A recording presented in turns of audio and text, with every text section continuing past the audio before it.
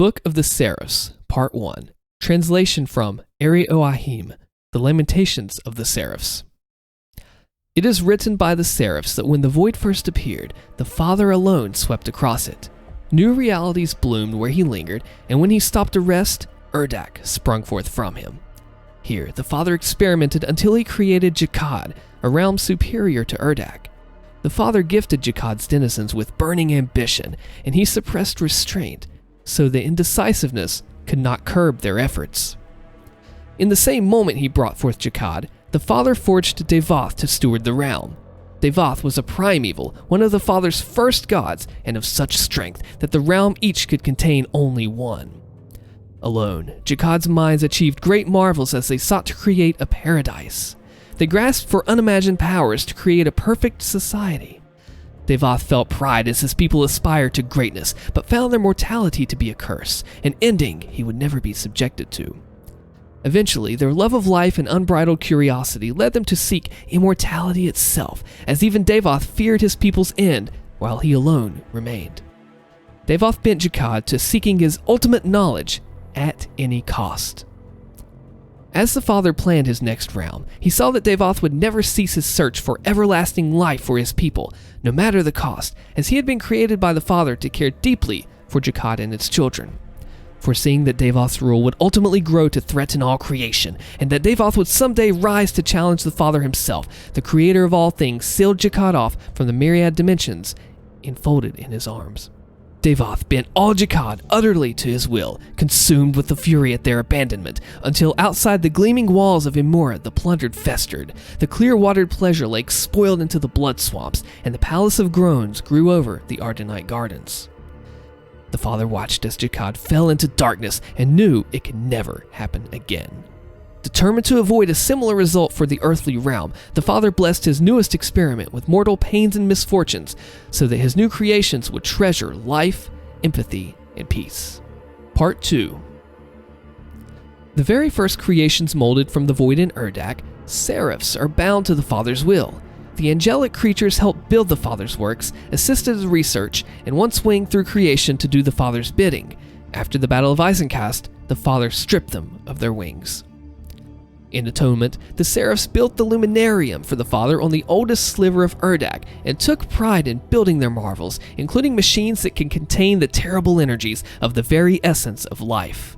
In order to prevent the Seraphs from seeking power, the Father ordered that they serve any who reached the Luminarium. Their laws and codes would serve all who arrived equally and favor none. Part 3. Most favored of all Seraphs was Samur Maker. It was he who administered worlds, studied divine experiments, and reported progress in all creation. After much time, the Father grew frustrated with his own many divine errors, most vexing of all being Jakad and its continued slide into discordance. The Father declared that he would withdraw from the physical realm to prevent Jakad's ever-increasing power from someday shattering Urdak, and to stop Devoth from absorbing the Father's infinite powers that he so coveted. So Samur took the Father's life sphere to the Luminarium as he was bidden to do, and for many ages the Makers and other supplicants came to the Luminarium to pray for intercession. It was in the age of Nuzia when Samur shattered the Khazardine Veil and stole the Father's life sphere. Samur took the Father's pure essence into the corrupted realms of Jakad. From then on, only rumors of shadowy missions remained, along with whispers of his many comings and goings to the earthly realms. Part 4. Life spheres contain memory, intelligence, will, and the essential nature of a being's consciousness, all of it contained by the mighty inventions of the Seraphs. Because of this, when the first Khan Maker died in the siege of Khazad-dûr, their life sphere was carried from the field of battle to the Luminarium for the Seraphs to reconstitute. When the Khan Maker returned to lead a host of Makers, their enemies fled before them in fright.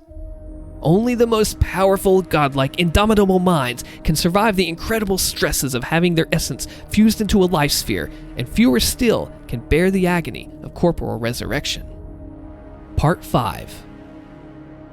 It came to be known by the Seraphs that the increasing failings of Jakad troubled the Father as he looked upon its spreading tortures and horrors. It was the first realm he knowingly created, and it was still beloved by him. But he came to understand that the whispers of morality to their long-lived souls drove them mad, and he knew the infection of the jealousy in their hearts for the immortal in Urdak. Devoth's grasp for power bent the walls between realms. His growing hordes defeated many deputies and lesser gods the Father created. As they were absorbed by Devoth, his strength grew far beyond what the Father placed in him. The Father bid Samur, his most trusted, to help the Father in his final undertakings in the physical realm.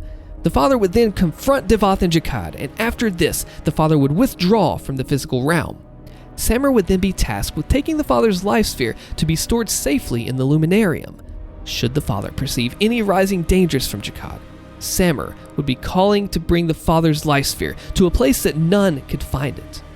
Samur swore obedience, though even he knew it would come at a great cost, for the Makers would hunt Samur as a heretic. Part 6. Deep in hell lies the Ingmor's Sanctum, a fragment of Urdak itself. It is sacred and protected ground that contains the Tomb of Souls, where the life spheres of the many gods the Father created are stored. Each one immensely powerful in its own way, yet judged to be flawed by the Father. The stories of their abominable ends in the physical realm are many. It was from here the Father first created the new dimension of Jakad. It was here he formed Devoth, and it was this ground that served as his first workshop and as a retreat from Urdak, where the Father could direct the engines of creation and oversee Jakad's gleaming spires and glorious civilization. Samur could travel to the sanctum, but never into Jakad. The Father would keep his realms separated. After creating Jakad, the Father retreated to his workshop to plan the Earth realm. It was also here that the Father meditated on the future of existence and made his plan to withdraw from the physical world. Part 7.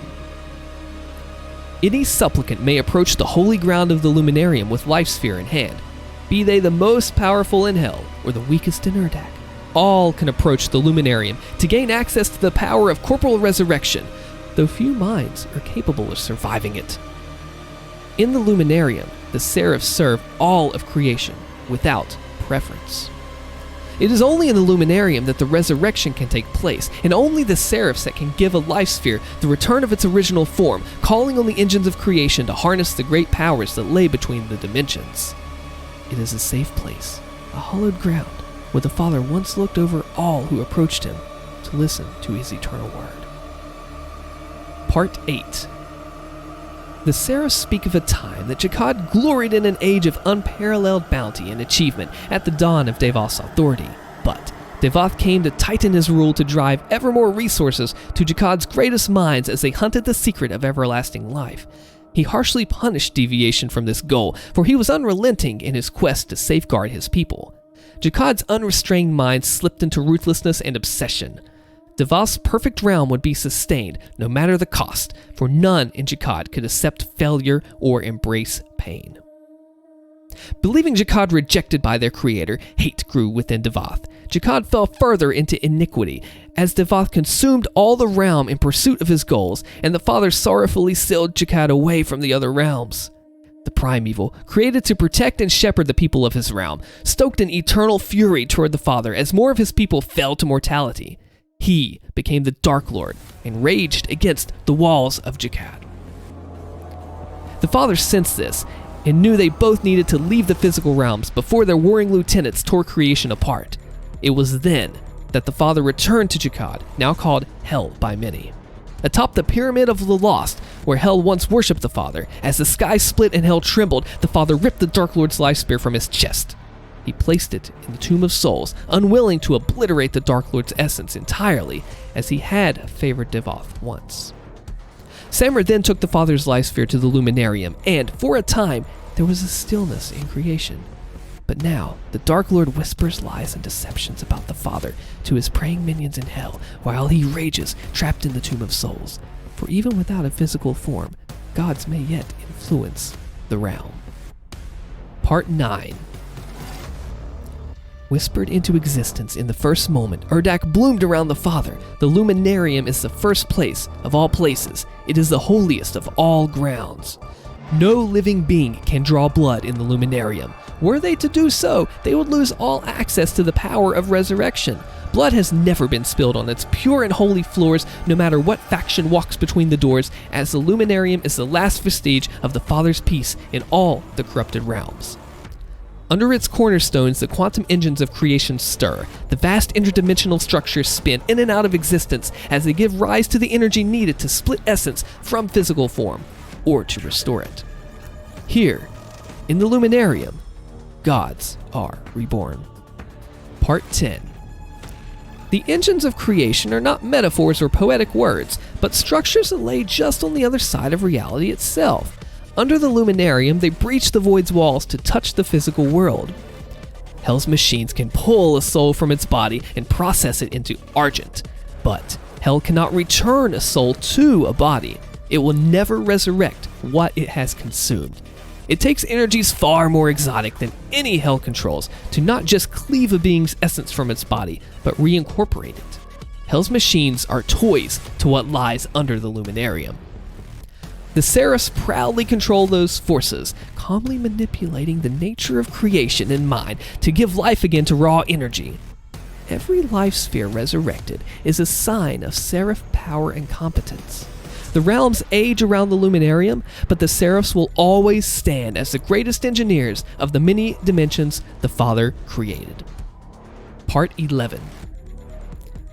The Seraphs remember that when the Dark Lord's lifeless body tumbled down the Pyramid of the Lost, Samur begged the Father to crush the Dark Lord's life sphere. Samur saw that they could destroy the Dark Lord's very essence so that he would brood no more against the Father. The Father refused. The Dark Lord was his creation. It was better to leave Hell contained, with the Dark Lord reduced to whispers. If it came to pass that the Dark Lord were ever reincarnated in physical form, only another primeval or something more powerful could slay him. Once vanquished in this manner, the Dark Lord could no longer rule Hell. Stripped of a primeval's bindings to the realm it was forged in, it would be scattered across the stars. Any denizens of Hell not inside the realm's borders would die as they lost their connection to the very reality the Father designed them for. Book of the Seraphs, Part 1 to 11. Translation from Eri Oahim, The Lamentations of the Seraphs. From Doom Eternal, The Ancient Gods, Part 1. Subscribe if you like this. It's a little different than what I normally do, but I hope you enjoyed it. My name is Allstin. Thank you for watching.